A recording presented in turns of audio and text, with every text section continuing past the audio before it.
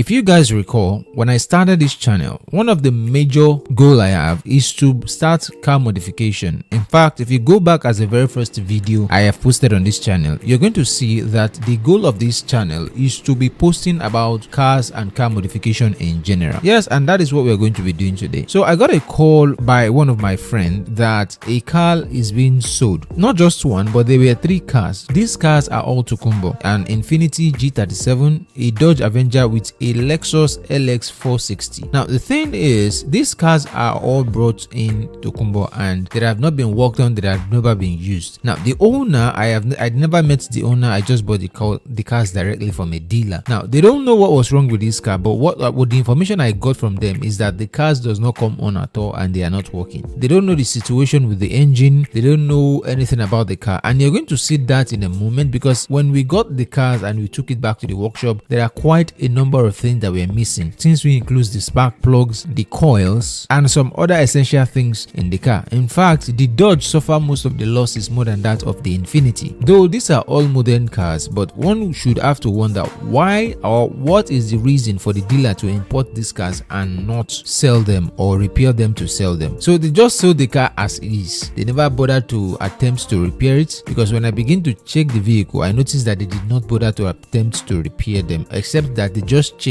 if the engines are working. Now you're going to find out as time goes on in this video the main reason why they sell the cars. Oh, all right guys, so we have the vehicle here with us, and as you can see, the car is looking ridiculously clean. There is not a single dent or scratch on it. In fact, the only thing that looks like a scratch on it is just when they were towing the vehicle from the people that were towing it, when they were bringing it. So that's where all this one happens, and we are going to eventually rectify this. But the main problem is, when I was talking with the person that sold the vehicle for me, the thing that he was saying was that this vehicle, they don't work. That is all they say. In fact, there is no light, nothing that comes through it. And the second one, we've already opened this one bonnet, but we've not started anything yet on it. And as you can see, a lot of things are missing, which includes there is no negative terminal. There is no negative terminal. The battery bay where the battery stays is missing as well. It's missing. The coils are also missing, and all the relays that are here, none of them are present. And so what we are going to have to do is we are going to choose which one we're going to work on first. So the first thing we need to do is, in this particular video, we may start working on them, or we just need to get them to bring light. So if we are able to successfully make them come on, even without fixing it, at least let them come on, because what the person told us was that these vehicles, they are not bringing lights, they don't work, nothing. And from what I can see, I believe I actually checked the VIN number of this vehicle online, and also the the report about it. This is the VIN number. So there was a report that was posted on it about this car. I can't find it. Maybe I'll put it in the video when I'm editing the video. So it turns out that even from the US, where this vehicle was brought, it was not working. So whatever is wrong with it, we'll have to diagnose it. So my hope is that we are not going to be changing the engine or working on the engine. But if it requires us to work on the engine, and with what I have seen, I'm looking at here, they've never tampered the engine before. The engine has never been opened. And from this one, and there is still oil inside, although the oil is ridiculously black. And it's not smelling burnt. So, as I've said, the first thing first, let us just get it on. So when it comes on, then we'll know what we're going to do from there. Okay, so I'm going to, please don't mind the water, open the bonnet now. And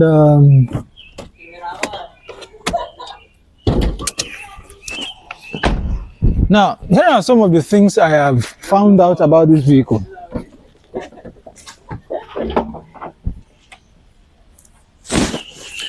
So, there are many things that seems to be missing, but they are not missing. They are already inside of the vehicle. Now, the first thing I noticed is that the terminal, as you can see here, the terminal is broken off. And this is a very, very interesting thing, because this alone, just this alone, although it seems like the terminal is there, but this is also the part that goes into the vehicle, right?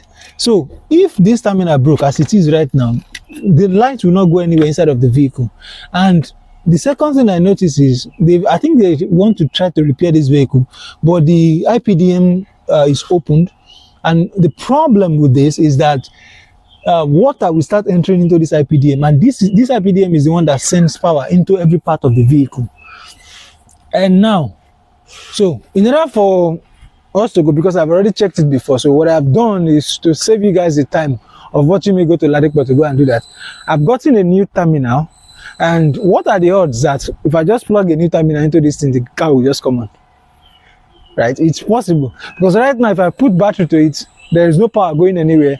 The horns does not work, the vehicle does not start, nothing. It's not even coming on at all. So I believe if we change that terminal and use the terminal that comes with the vehicle, once we put that in, this vehicle, in theory, if there is nothing wrong with the IPDM, the vehicle should come on. So if the vehicle comes on, that means we now start narrowing the problem to exactly what is actually wrong with this car. So from what we know so far is that this vehicle does not bring power. But I believe if we change that, power should come. Okay, so now before I'm going to change this terminal, of course, but there is something that came into my mind. So because of this IPDM is wet, right? As you can see, it's totally wet. It will be very, very foolish for me to just plug battery inside of it, because it's going to fry the chip. So there's a possibility that this is still working. This IPDM is still working. So all I'm going to do in order to save myself a lot of trouble is I'm going to disconnect the IPDM now.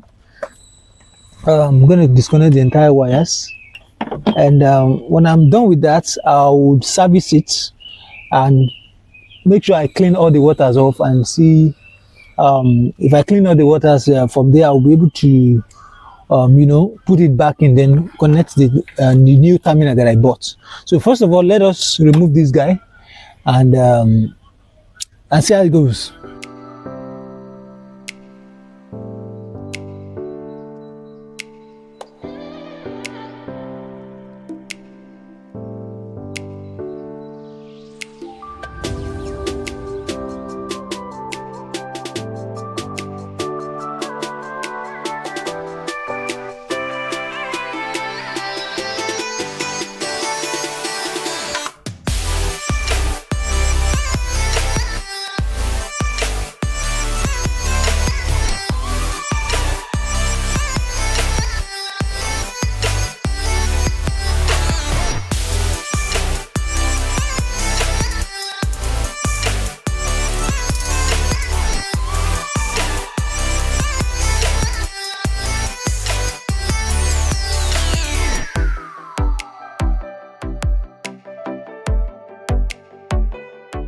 So what we have decided to do in essence is to wash this this relay, this IPDM.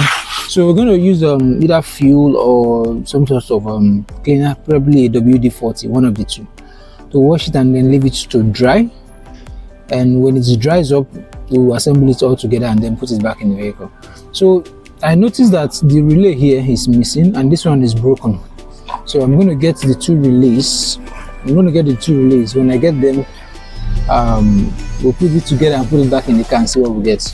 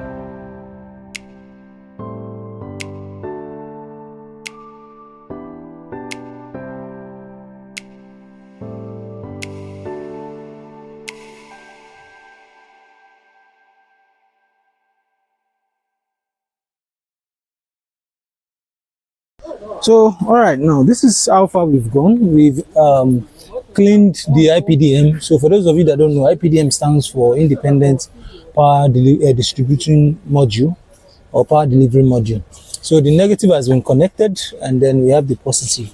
So, right now, what we are hoping is that the vehicle should be able to at least come on. If there is light inside, we are good to go. So, coming in, and oh, there's a sign. There's a sign. Yeah, there's a sign. There's a sign. It's working. And the dashboard is flashing. Okay, there's light flashing, which means the VCM is working. So I'm trying to see if I can power it on, but the power button is not coming on. Oh, whoa!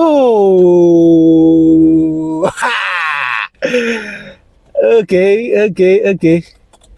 You just tried to come on right now. Let me see.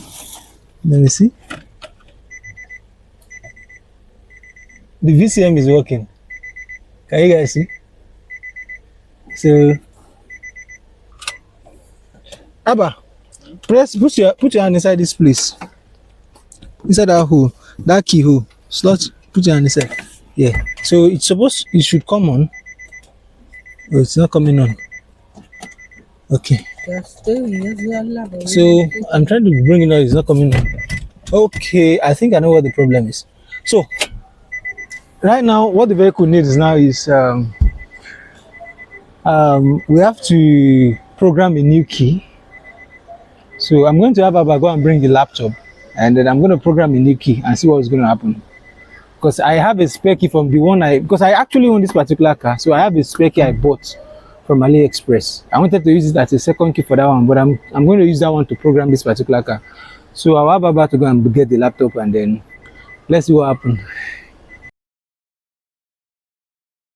To make the vehicle come on, and there are some, look at, for example, if I'm trying to program the key, but something is wrong with one of the modules. It is causing the entire system to glitch. So if I plug in the key, it brings in pack, and then it goes off, and then sometimes the light goes on and comes on, and then something like that. So the time I experienced this issue, I think it has to do with something inside of this gear, the gear knob indicator. So if that indicator itself is not good, even though it's showing park here, the vehicle will not be able to go off. For example, the car is supposed to be able to turn off like this, and it's not turning off. And it's not turning off. It's supposed to be able to turn off like this. Abba, try to off them. Wait, there. So it's not going off. And I think what the problem is, right now is we'll have to open this place tomorrow because it's already getting late. So I'm going to try to see if I can put one or two things on the Dodge. Let us see if the Dodge is going to come on. So I'm just going to try to see. Luckily, we know the stage that this vehicle is coming on. Now it's just for us to identify what is shorting. Something is shorting inside of this. No touchdown. Something is shorting inside of the vehicle. So when we find that out, we'll be able to rectify it. All right. So we are going to try. We are going to attempt to. Okay. So now just try to attack now. So anyway, we are going to try and attempt to see if we can bring this Dodge to life. First of all, there are a couple of relays that are missing. Though we have those relays, we've got the relays already. We're going to put all the relays, and then there are a few fuses, 1, 2, 3 that are missing, and a fuse here missing. So all this one can be sorted out, but first of all, what we need to do is the vehicle receiving light. So that is what we're about to find out now.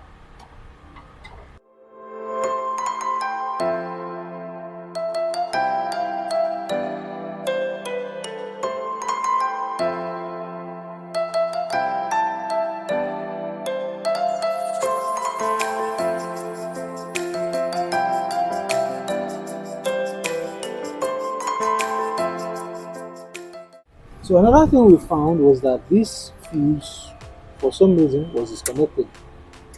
And it is even the two of them that are disconnected. There were two disconnected.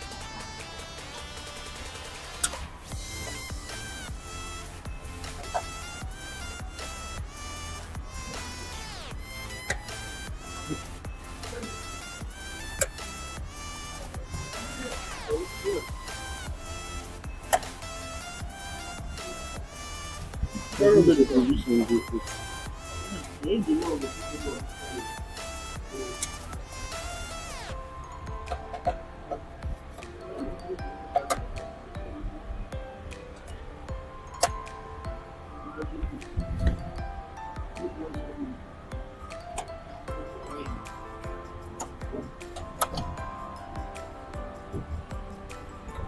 for all we know, this could actually be the main problem of this car. But who knows? Let's see if it even starts.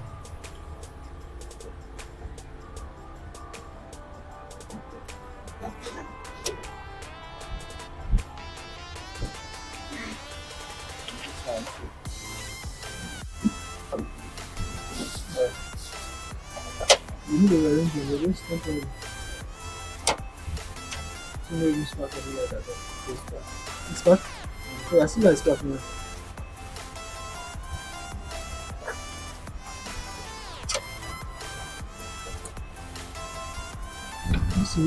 Oh, whoa!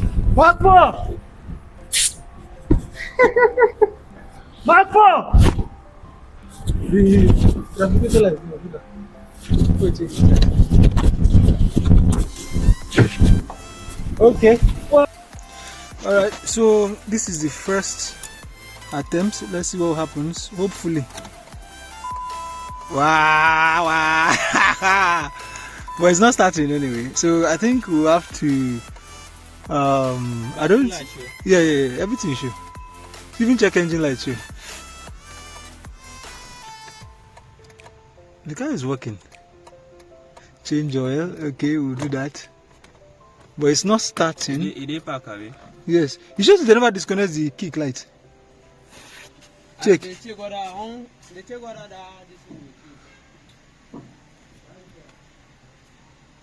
You did park already? Yeah, check.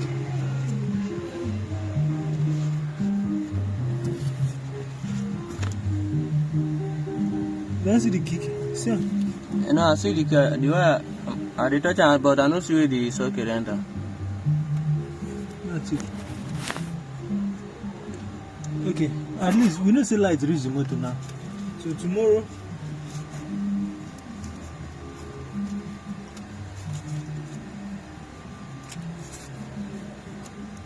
Okay, see now the kick with this. Now the wire be that.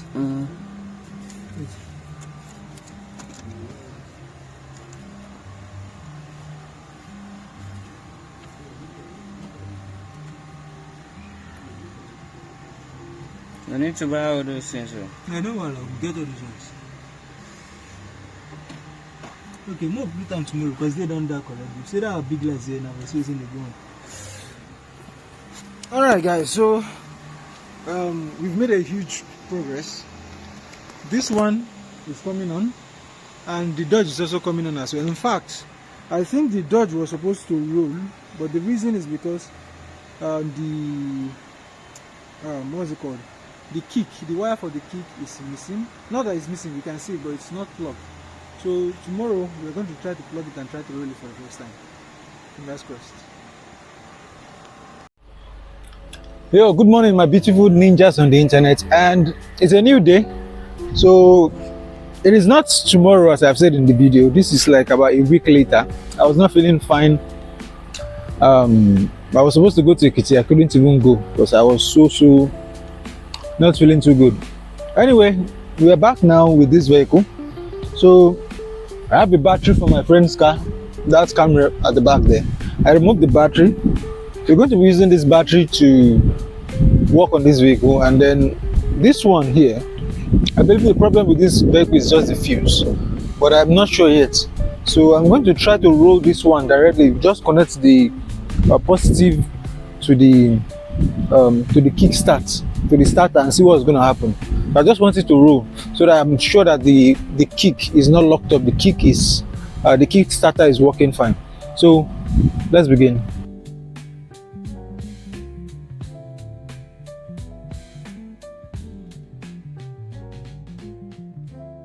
Alright guys, so a quick update to what is going on with these vehicles. Right, so we've seen the problem with this one, and of course it has to do with the IPDM. So once we replace this IPDM, I'll check one or two things that is left from the vehicle, and then reprogram it. This one should just work right out of the box, but it is still fingers crossed. So I've seen the remaining parts that came with this vehicle. They're in the boot. Abba and I just checked it out. So this one, the interesting thing is we just turn this engine and it turns fine. However, you guys know what is coming next. In the last time I made the video, I talked about this vehicle's engine. I was hoping that the engine is okay. But the sad news, boys, this engine is knocked.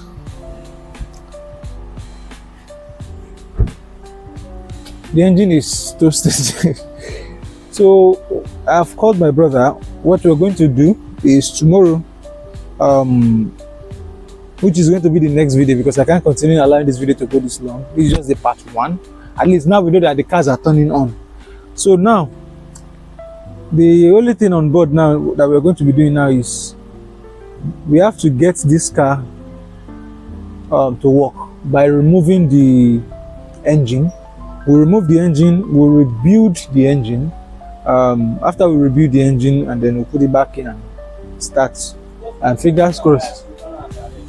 Huh? We go turn. And go turn.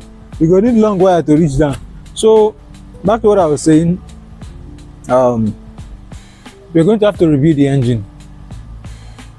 And it's not really a bad thing. It's just that the stress of opening up the engine and then rebuilding it. So I'll check. I hope the pistons are fine, but I'm going to be replacing the piston rings, and all the metals will be replaced, of course. But first of all, let me just open the engine and see what's going on inside of the engine before I know what to do. So in the next video that you're going to be seeing is going to be us working on the engine. Bye bye.